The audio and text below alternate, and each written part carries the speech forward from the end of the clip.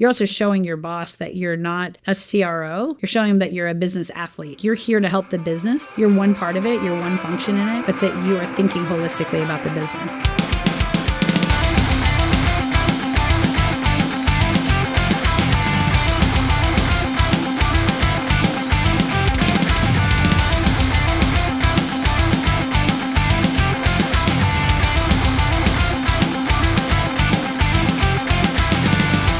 What is going on, certified homies? Welcome to another episode of From A to B. We have Shiva, and I'm joined by Kelly Hopping, who's a CMO at Demandbase, also a fellow podcaster for the Next Gen CMO podcast. Also, I was looking at your resume.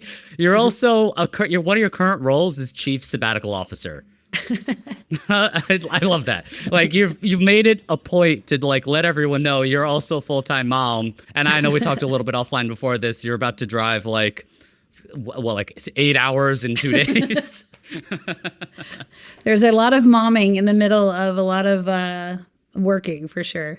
Yeah, it speaks to, I think, the quality of person that you are, which is where I'm going to lead into your nickname. Every person has a nickname for this podcast. So your nickname is Kelly Needs No Introduction Hopping. Oh, wow. I am honored. I will take that. That's very nice. I remember vividly, the meetings we had at Gartner, whenever you were part of it, there was just a sense of respect and professionalism, but also just confidence that you always brought. The performance marketing team and everyone, it always felt like you elevated us to that level. I know I'm not trying to super gush about you for the first hour of the podcast or whatever, but it was obvious to me that you just thought things on a different level. You brought a level of respect, but also you were always very down to earth and it wasn't my way or the highway kind of thing. Well, thank you. Needs no introduction, Kelly Hopping. Welcome to the podcast. Thank you. It's great to be here. And that's really nice of you to say, because the irony on that is I had never managed, when I led the team at Gartner, I had never managed paid media or SEO. I had managed those responsibilities, but through an agency. And so I didn't have the daily responsibility of going through the data and all of that. And so what you were probably not hearing in those meetings is, shoot, I better show these guys that I can learn this. Because seriously, I would sit with our SEO leader and performance marketing leader and just ask them 100 questions because I wanted to understand it so that I could actually lead you guys well. Because I was I need to become an expert in this quick. And so I spent a lot of time trying to do that. So that might have been part of me trying to get up to speed quick too. There's other questions I wanted to ask you to lead into this, but let's just go here. Is that something that you think CMOs generally have? Is just if I don't know, I'm going to be intellectually curious enough to go seek out that information? That seems like that's something that CMOs have to have as a very basic soft skill. I do think, yeah. I think that curiosity and desire to learn is super important. Trust me, it doesn't mean that I need to be an expert in CRO. You are an expert in that and I will let you be that. But I want to know the right questions to ask to know if it's working. I want to know the right roadblocks I need to get out of your way to be able to do your job well. I want to know the value proposition of what you're bringing to the business. So I don't want to learn so that I can do your job for you. I want to learn it so that you can do your job better. And so I think that's where I think all leaders, period, need to do that for their teams. They need to be aware and understanding enough to be able to help their teams be successful. I love that mentality. And I think that's a hallmark of a good leader, is not knowing everything, but knowing what to go seek out the information for to be able to empower the team to do what they need to do. I'm going to sprinkle in some listener questions throughout this episode. So the first one comes from Jason Haddock, which is, I'm going to ask you 3 successive questions. The first one is, what is CRO to you? I assume you're not talking about Chief Revenue Officer. You're talking about... It's funny. He was going to say, she's going to say that. So no. Conversion rate optimization. Exactly. Yes. Yes. Yes. To me, it's about making essentially our landing page work as hard as possible. It's about making sure that for every dollar we're spending, either organically or paid wise, to bring traffic into the site, that we're maximizing the impact of what we get out of that. And so to me, that's what that is. And sometimes, like to your point, I love that your microphone says I test button colors. Like that's one of the 50 things of it. But I do, like just understanding like, does that placement, does that word work different? Does that treatment, does that color, does that form fill, does that extra field or not? Like how do those affect conversion rates? Because gosh, we spend way too much money to get people to the site to lose them at conversion. Totally. Yeah. Follow up. What is experimentation to you? I don't know. I mean, I would guess that it would be like A/B testing and all of those kind of things, right? I assume that you're testing more than just the colors and buttons. I assume you're testing offers, you're testing experiences, you're testing the full follow-up of like, did they convert and did they fill out the form and did they respond to the email and did they show up and did they engage and did they go to other web pages while they were there? I mean, I assume it's a more robust version of just A/B testing a single feature or function, but I don't know. You tell me. Yeah. So it's interesting because I think what in our space, let's just say the CRO experimentation space, we struggle with almost the marketing of making this a sexy thing for people to adopt. Like when we say conversion rate optimization is the marketing version of experimentation, where it sounds sexier. In our world, it's almost basically the same thing. It seems like you've heard CRO as more of a going thing in the industry, which means that marketing's working, right? Have you heard people talk about like digital marketing experimentation, that kind of as a thing? Or do you hear more like CRO type verbiage? No, I think I think of CRO mostly because in all my years of leading marketing, you're the only dedicated resource I ever had on CRO. And so I have had web teams that do CRO, that do design, that do, optimization and SEO and all those things that go into the site. But you're probably the only dedicated. So the only job title I've ever really heard for it is CRO. But my web team, like at Demandbase, for example, we work with experimentation agencies that help us with all of that. And essentially, it's a lot of those same things. So I think I hear it framing. I mean, I guess my own experience, it's been the job title versus like an agency function is how that works. But yeah, I mean, I guess I hear it both. I never really think of them as being the exact same thing, but I would think of, but I guess they are. I never really thought about it. In our own way, I think what at least I'm trying to do is elevate away from CRO, because what I personally bucket CRO is like it's hacks, it's stuff that's just not button color test can work, but in my head, experimentation really impacts the business because it learns about the business. It figures out what the business is prioritizing. It really leans super duper heavily into like qualitative, quantitative research, and then runs experiments. It feels more scientific and more empowering rather than CRO is, in my opinion, it's just like test the sticky button color test because I commented on a checklist on LinkedIn and like that kind of like hacky stuff. But going into experimentation, right? Experimentation is something that helps us make better decisions using data. And that's obviously going to be the forefront of any CMO's mind, right? Thinking about what are ways we make decisions backed in data. So tell me a little bit more about like, how are you thinking about elevating the decision making to influx data into that process as you're working through the important decisions that you need to make? You mean across the business or specifically on like website?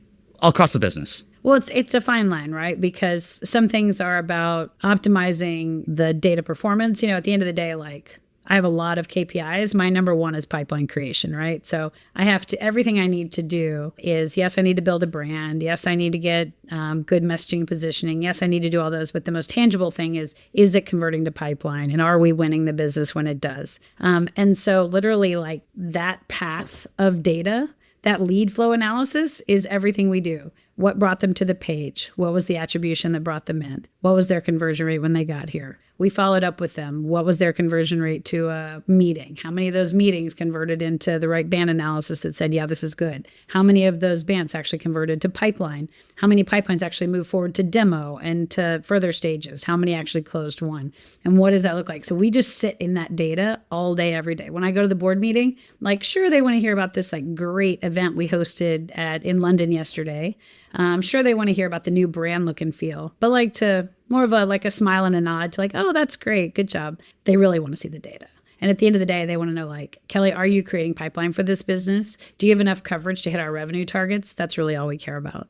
And so everything we do has to back somehow into that. So we're using data for every single part. I'm like, oh, I need more SDRs. Like we're getting enough marketing leads, but we're not converting enough to pipeline, and it's taking too long, or SLAs, so I must not have enough people. They're at max capacity. I need to add people here. Like, it's the business case for every investment we make. So is it fair to say if someone comes to you with tactics that don't put at the forefront the impact to pipeline, and that's not necessarily saying like the things that they do won't do it, but they're not messaging it properly, they're not talking about it, is that something that's like, it's an internal check? Like, if you don't see that prominently, then you're almost like, I don't really care about this. You need to tell me more about the business impact. And that's the thing that really makes you tick. Like, you have to have that. That has to be in the forefront, right? Certainly, like, I'm interested in that. I also am hyper conscious of what my boss is going to be asking me about it too.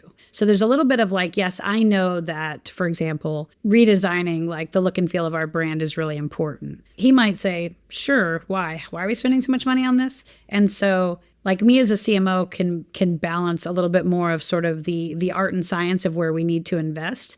But the more I manage it up to the CEO or to the board, I need to probably have the data to back that up. And so, for instance, like it's a mindset shift of being in kind of an OKR type mindset or a KPI driven mindset. And a lot of times it's not a direct connection. Sometimes there's a long space in between. So for example, my content team, they make all of our brand creative, they do our press releases, they do all of our copywriting, they do our video, they do all these things. And so at the end of the day, like they could be hard to measure. But on the other hand, every single asset they create, there's a marketing contribution to pipeline that I can tag back to it. And so when I look at it, like I'm not looking for the KPI being, you're going to create 47 display ads this quarter. My KPI is going to be like, can you contribute $5 million in pipeline this quarter from content that you have created? And so that's kind of the mindset. And again, it's not going to back into exactly how, but it might help them prioritize and say, oh, if it's fluffy pictures for, this internal initiative versus a display ad, and that I'm going to A/B test for that it's going to drive traffic to a webinar that's going to convert to new business,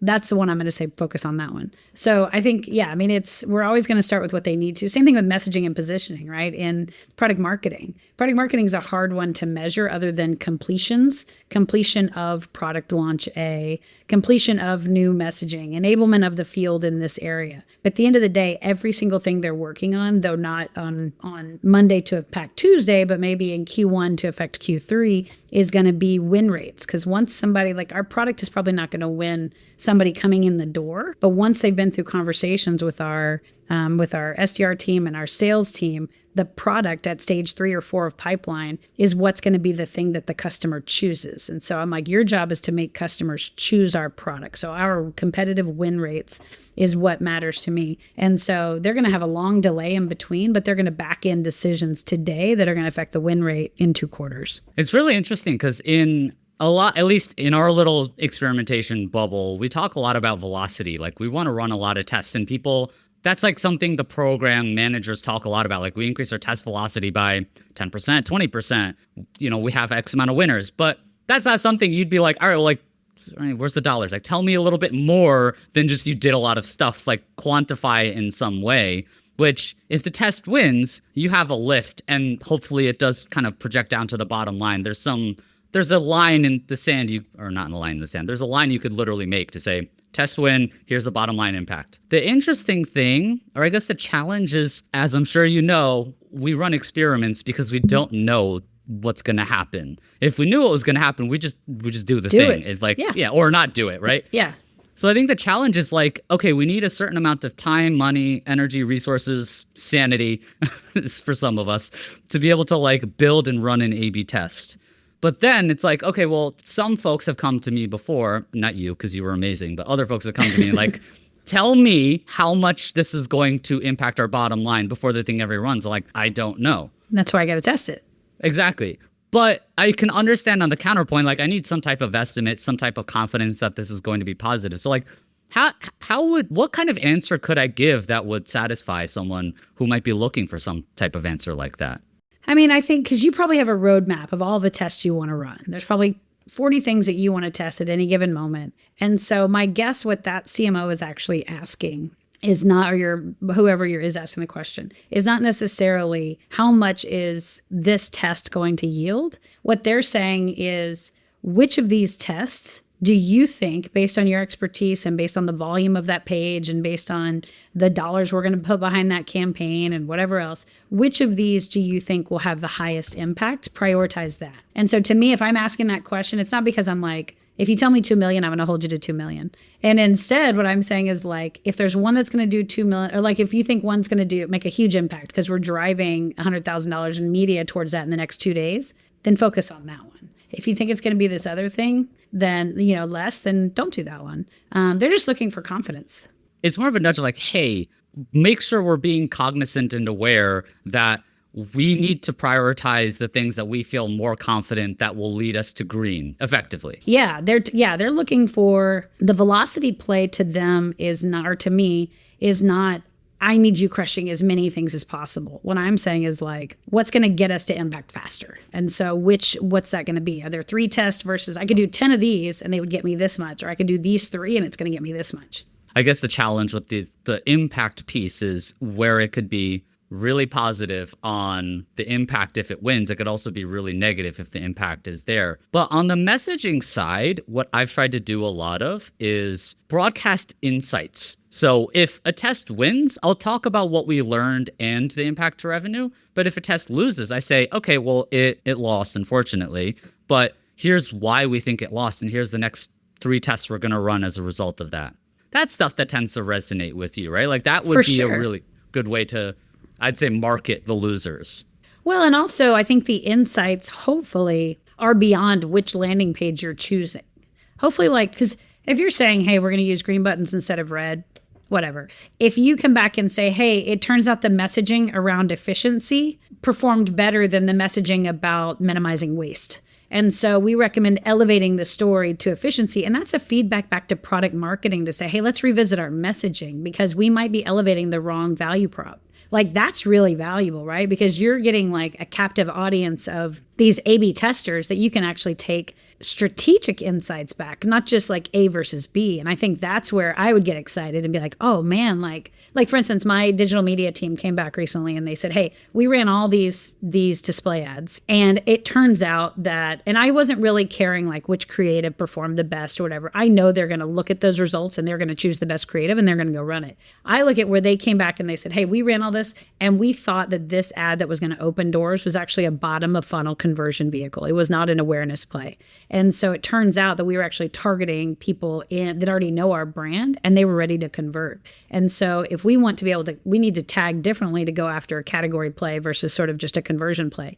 And so I was like, oh, now that's a really interesting. Maybe we need to elevate our messaging at the awareness level because this one's at a this is bottom of the funnel type stuff. So just little things like that, I think are more important than like, you find a winner on a landing page, like I would just expect you're going to go do it. And I don't need to know that other than like, hey, we found a winner. It's going to improve by 10%. I'm like, great, move on, like keep going.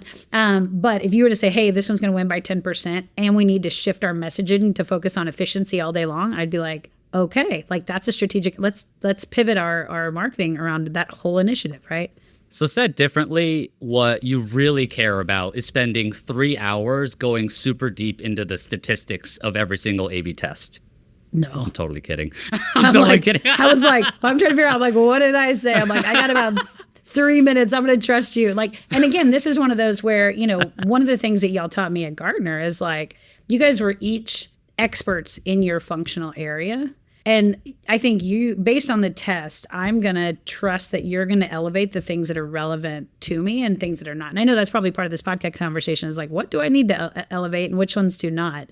And so at the end of the day, like if you're going to make the right decision and then you can, now if you run an A/B test, I don't need to see the results of every A/B test. But a month later, you say, hey, we ran an A/B test and we landed on A. And now a month later, we've actually increased our conversion rate by 12%. Then I'm like, that's awesome. Okay, run more money into that page because we've actually seen a spike and we're going to get a bigger bang for our buck next month than we got last month.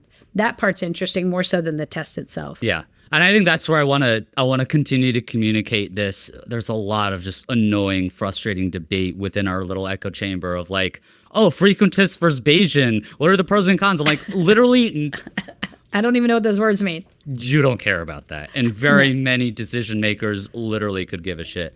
I think they mostly care about like, tell me the decision that we made. tell me if you're confident in that decision. I'm hoping you're presenting it if you feel confident, but let me know that you're actually super confident. Tell me what we learned and tell me what we're doing about it. Yeah. Yeah. Can I actually flip something back to you real quick? Yeah. So when you think about your career path, I'm going to put you on the spot, and you've been kind of this experimentation world for a while. Is experimentation what you're passionate about? Or over time, do you see experimentation being sort of a gateway to overall improving like performance marketing as a whole, or demand gen conversion, or efficiency, like marketing operations? Like what's kind of or is experimentation such like a meaty, dense craft that like there's so much more to be done in that space? You picked up on exactly where I'm trying to pivot into. So I am a product manager of CRO at Motive. But effectively what I'm doing is I'm trying to grow my skill set into more product ownership and that's why I asked you the question about like data-driven. I didn't say experiment. I said data-driven on purpose because that's the thing. Experimentation is a tool in the toolkit of many things. You have qualitative, quantitative, and that encompasses a lot of stuff, right? Like talking to users, running surveys, looking at your analytics data, heat maps. There's a lot of stuff you can do. Some people will say, oh, I can't run an experiment because I have such little traffic coming to my site. And I'm not going to reach stat sig. And I'm like, that's great. That doesn't mean you force it where it doesn't fit. You do other things, knowing there's maybe less confidence, meaning, A/B testing is like the pinnacle of data-driven decision-making. But that doesn't mean you don't do anything else. There's other stuff you do that have tiers and pros and cons. So like, that's the thing. We should push for more data-driven. And if you could do an A/B test, that's amazing. Sometimes you can't. Like, I think you're in the middle. You said you're in the middle of a brand redesign. Yeah, we just launched one a few months ago. But yeah. Did you guys run a test on it, or did you do qualitative, quantitative research? Like, what went into like going through that redesign process or rebranding process? First, we said, okay, let's figure out what the new brand looks like, new look and feel, new messaging, new whatever. We rewrote all the pages, redesigned all the pages. And then, so the first step was like, we just need to get this because we rebuilt the site. We cleared all technical debt. We had like 3 or 4 sites that had been combined, and we rebuilt completely on a new infrastructure. So the just massive cleanup and performance gains from that. But we launched that. And then as soon as we got out the website in its new form, then we started A/B testing the highest performing pages or the highest volume pages to kind of say, hey, how can we optimize this one, this one, this one? And it became much more iterative sprinting after that. And so it was kind of not quite a lift and shift, but it was definitely like, let's get the whole new website up first. We did before that, not in the form of experimentation, but testing, just branding, look and feel, messaging, that kind of stuff with customers, with prospects. And that's great data collection. Like, that's exactly the process I would follow. And there are people who will argue, experimentation purists, who are like, well, you should have A/B tested it. It's like, okay, we have a business goal to like consolidate 3 websites into one. That's not an A/B test. Yeah, and like, you just have to do it. You have to do it. Yeah. Right? You just have to do it. There's no A/B test that's going to tell you we shouldn't do it, right? And I think that's where a lot of people challenge A/B testing as a mechanism, because they're like, A/B testing stupid, CRO stupid, all you care is about conversion rate. And it's like, well, no, if you're using a hammer to peel an orange, don't blame the hammer. Right. You're just using the wrong tool. It's the wrong tool. Yeah. So that's the issue, that a lot of times people will blame the tool when it's like, no, you got to know how to use it properly, when to use it, when not. Yeah. And you're saying all the right things. It's amazing that you're like following the same process. And that, at least in my opinion. Well, thanks. But I mean, I think that's exactly why I was asking you about kind of career path, because as a single channel that is experimentation, SEO is another one, design, layout, there's a whole bunch of different things that kind of go in to all the things that improve performance, right? Media spend, target audience, I mean, you name it. And so that's why I was curious if your path was on like, kind of like, I'm going to add more and more tools to that tool belt, or be an expert. And I love your pivot that you made, because I always like counsel people. They'll always, like when they ask for career advice, they'll always say like, hey, I want to like change careers. What should I do? And I always say, think of it as like a pivot step in basketball. Like, you've got to anchor on something so that you have credibility to pivot into the other. So for example, for you, like you were in digital media or digital marketing doing CRO. And then what you said is, I'm going to plant my foot on CRO, and I'm going to pivot so I'm going to plant on my industry expertise, but I'm going to pivot my functional expertise to product management.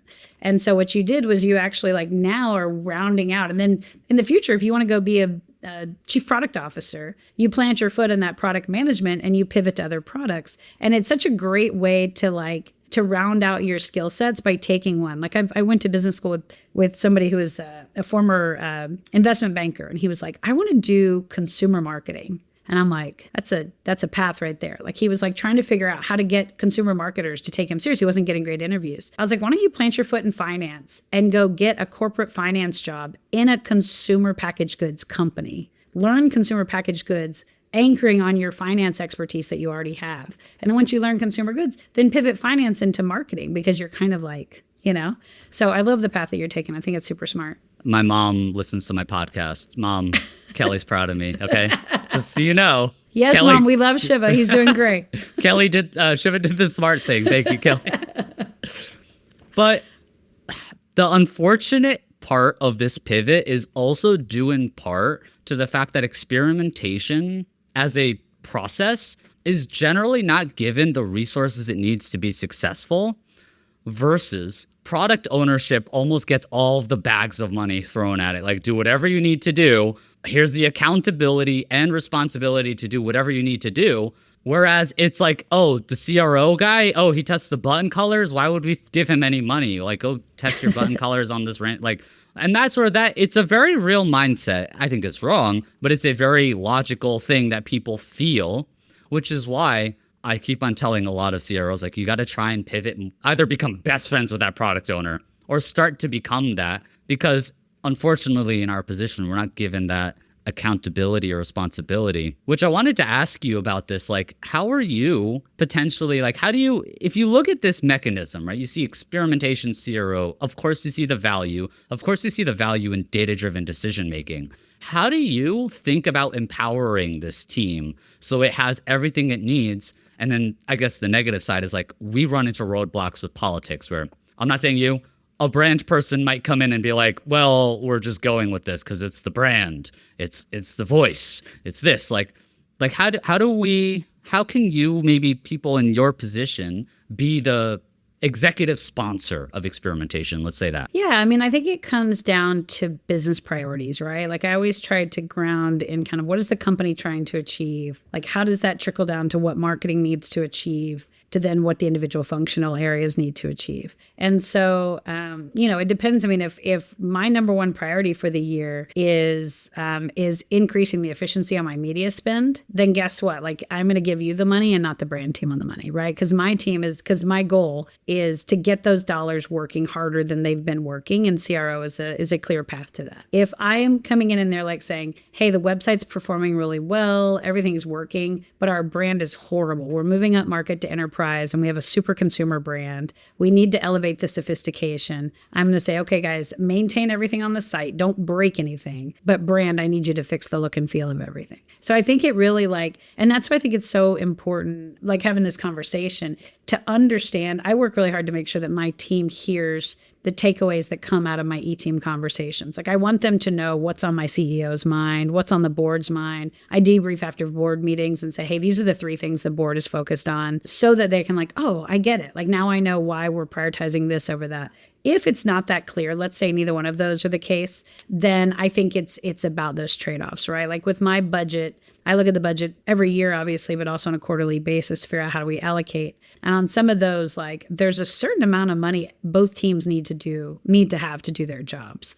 And so if there's a time, sometimes it might be just 2 teams come to me and be like, hey, we disagree on this. We need to move forward on design, but he wants to move forward. I would probably say, okay, what is your timeline to do yours? What is your timeline to do yours? What kind of impact do you think yours is going to have? What do you think it's going to have? Can we partner? Can we park this out? And as you roll out the first page, he starts optimizing. Then you roll out the second, you start optimizing. Like I might be figuring out ways to kind of make them both. So sometimes it's a little bit of a dance. And this is so interesting because if I was, we could role play for like 2 seconds. If I was the CRO guy and I'm like, hey, so like website's doing great. You invested like so much money into CRO and we're killing it. And website's in a really great spot. I can be the CRO guy waiting for more money, be like, all right, I'm ready for more money. But you as the CMO with a 1,000-foot level view of everything, you're like, Brands, we need to invest a little bit more money in brand. And as a tactic, I might come to you or work up the chain and be like, we're trying to run this test. And you're like, we don't have resources. And that comes down to me. And I'm like, I thought I'm killing it. What the hell? Like, why are you taking my money away? Like, that sucks. And I think that's where that 1,000 level foot is. First of all, just general advice. Don't take things personally. Very rarely is someone like... It's a good one. Like, hey, you in particular, I don't like the cut of your jib. I'm not going to give you shit for money. That very rarely happens. It's more likely that there's just something that you might not be privy to. And that example is perfect, right? There's brand needs the money more right now. So we're going to give it to them. But I guess like 2 parts would be, if I was in that, where can I maybe do ways to seek out better clarity to understand the priorities? I know you said you go top down, right? You project the board meeting priorities so that I can internalize it and build it. But maybe what advice would you give me bottom up to see how can I align more with the business if I'm a manager or a director or something? How can I like look to get that information? Yeah, I mean, a few things I think now it's on the leadership of the company. There's probably 2 or 3 angles I would say on this. One is like seek to understand the business. So always be having kind of one-on-ones with like skip levels within your function, but also just cross-functional folks, people that are working in strategy or people that are working in marketing ops who are like dealing with all the data and the budget. Your finance guy who's managing the budget allocation. Like those kind of conversations help you kind of piece together what the full story is, in addition to just reaching out to the leader. So I think that's a good way. Like I feel public company, like listen to earnings calls.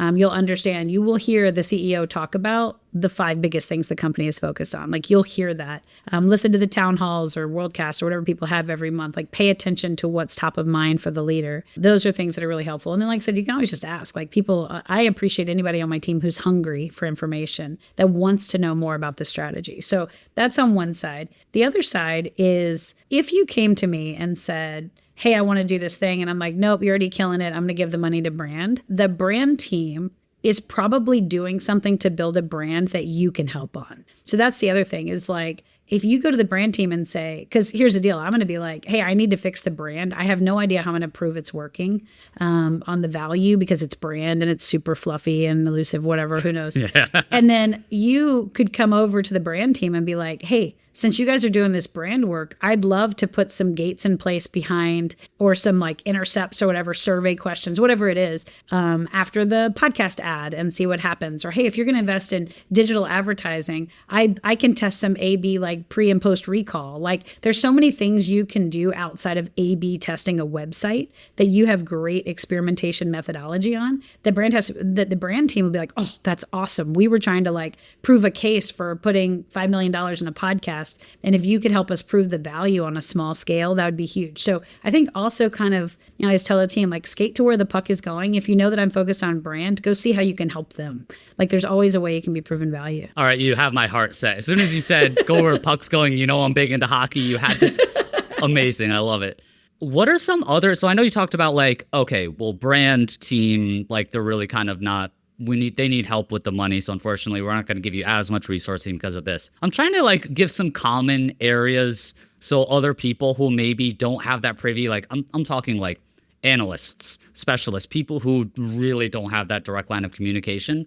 But I've been in that position, not a Gartner, but I've just been in that position where I'm just like so frustrated. I'm like, I can't get anything approved. I can't do anything. My boss, I'm telling my boss, but even they don't really have the power because it's 3 steps above them. And you just get frustrated and you're like, if I just knew why we can't do it, I would feel at ease. What are some other reasons why, like logical reasons why you might say, we're not going to test this or we can't test this or we need to deprioritize your efforts? Like, what are some common things that have maybe come up for you to be like, well, we can't do it for those reasons? Yeah, I mean, there might be things like, I mean, obviously there's dollar resources. I don't know how much what you're doing really costs a lot of money though, right? I mean, obviously you need dev time to kind of build out, right? And I know you build some of it yourself, right? Like sometimes you build your own kind of landing page mock-ups and stuff, don't you? So like a lot of times I will defer to people who do it better. Like you could use tools like Unbounce or Instapage or something. Yeah, I guess that's what I'm thinking of. But it's kind of mid. I'm not trying to throw any shade at those pages in particular. I prefer to go through more proper channels for a myriad of reasons. Yeah. But anyway. Yeah. Okay. Yeah. I mean, I think so. There's that. There's also things like maybe you're proposing testing on a product that I know that we are sunsetting. And I might be like, "Hey, actually, you don't need to test those pages because, that's not a priority for the business anymore." Or it might be that I know that our budget's going to get cut for paid. And so running those landing page tests aren't going to work because we're not going to be running paid anymore. We're going to have to go down. We're going to need to focus on organic traffic only. And that's going to be a different sort of focus. So there might be little things like that. I don't know. I mean, it's a frustrating thing. I can remember in my early days of my career, the frustrating part as a junior, especially if you're hungry for the strategy and hungry for the direction, the frustrating thing is sitting back and waiting for direction or waiting for activity. So that's why I just think curiosity is such a gift if you can kind of ask without sound. The challenge, of course, is being like, am I going to sound like the squeaky wheel who's like, how come my function's not important? Why aren't you paying attention to me? And I think that's a reality. That's why I don't know how else to find other than listen, ask, influence, present a business case. What you could do is kind of get ahead of the annual strategy. And so it's not on a project by project basis, but it's more on hey, just so you know, last time we ran CRO in Q2, we were able to increase lift by 27%. And the total cost to do that was $20,000. And so I'm asking for $80,000 because I think we can do tests like that every quarter and we can increase it by 40% by the end of the year. And you show your historicals or whatever it is, then I'd be like, I can give you $80,000 for that. That seems worthwhile because you're going to, and not just say lift 20%, you're going to come back and say 20% translates to $1 million in pipeline, which based on our close rates is another $500,000 in revenue. I'd be like, wait, you want me to spend $80K to get $500K? All right, let's do it. I mean, it's a pretty good ROI. So those would be the numbers. I'm thinking all the way to closed won revenue. So if you can build that case, then hopefully you're getting the right dollars. It's almost literally like a Shark Tank pitch, isn't it? Oh, totally. Yeah. And you probably have about that much. Well, you probably have about that much time. It's a 20-minute meeting, 30-minute meeting. Yeah. Yeah. And you have to come in and I'm asking for, you have to follow that framework and you pitch it to the important people and you show the business and then they ask questions. You give them some samples, right? Samples of A/B tests. I don't know, or show them results or whatever. But yeah. Yeah, you get a little taste hey, we ran it because they'll say oh, I've driven $40,000 to date. Be like, okay. So you can be like, yeah, we've done this much result to date, but with this much money, we could do X. Get them to dream with you a little bit, I think is a big one. I love it. All right. So just we have to channel our inner Shark Tank. I love it. Exactly. I love it. Yeah, you're little entrepreneurs right in the middle of the business. And the nice thing for you, I'll give your mom another reason to be proud, is by you making the pivot from the function to the product manager of that function, you are now marketing a product to sell to your former self. And so now you bring an empathy to that role that you understand that role that you're selling to is probably fighting for every dollar of budget. So the way that you're going to market that product is probably going to have ROI calculators in it. It's probably going to have a business case template for why they should invest in you or whatever it is. And so I think there's something also really awesome about being able to take the pain that you felt in the practitioner role and apply it to the way that you market and message to that audience moving forward. So I think that's pretty awesome. Yeah. Hear that, Mom?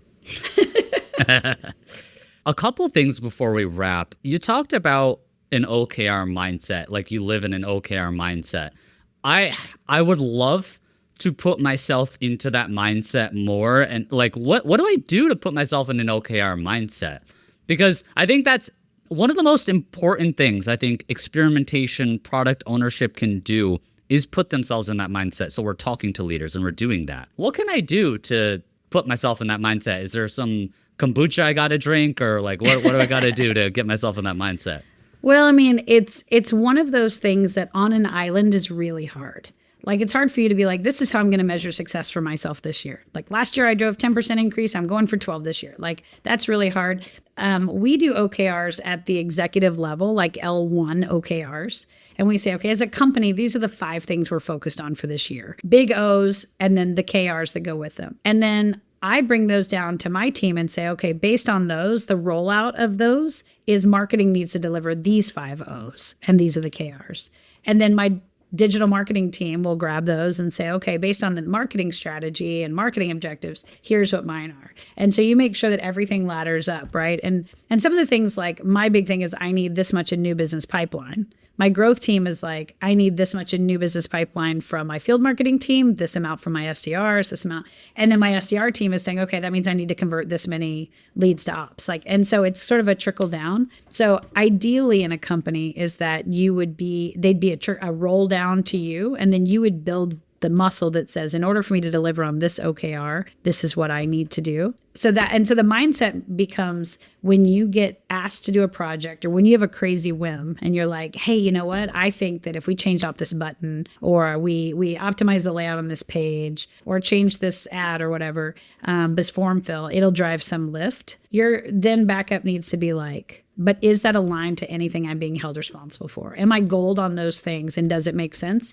And your answer doesn't have to be like, I'm not gold on that, therefore I'm not going to do it. It can also be like, hey, boss, I should be gold on this because it's important and it's going to help the business. It's not in the O's today, but I'd like to make it one, or it's not in the KRs today, but it should be. So I think those are other things too, is that you're also showing your boss that you're not a CRO. You're showing him that you're a business athlete, and that you have an idea of how you want to continue. Like, you're here to help the business.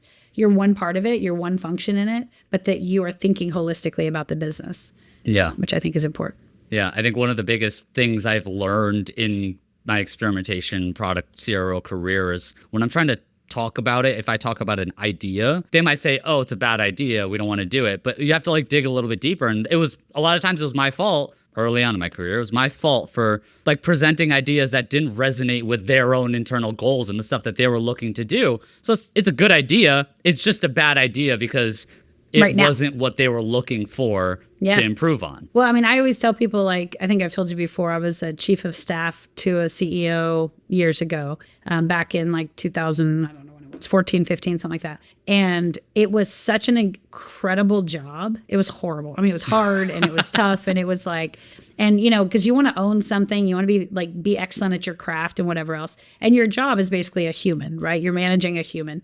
And so it's very different kind of success metric. But what you learn in that role is, I sat in every executive like E-team meeting. I sat in board meetings. I listened to what people said, and I was like, man, I can now learn to think like a CEO. I now know what they care about. So when I go back to my marketing day job, I'm actually positioning things in a way that I know is relevant to them, because now I understand them. So it's a great opportunity. Any kind of like strategy role or chief of staff role, even for a 9 to 12 month gig, is just such a great insight to make sure you're always speaking their language.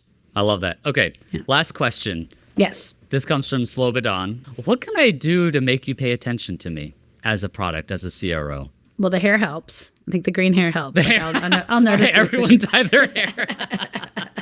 Just change it up, they'll pay attention. Change it up, yeah, mix it up.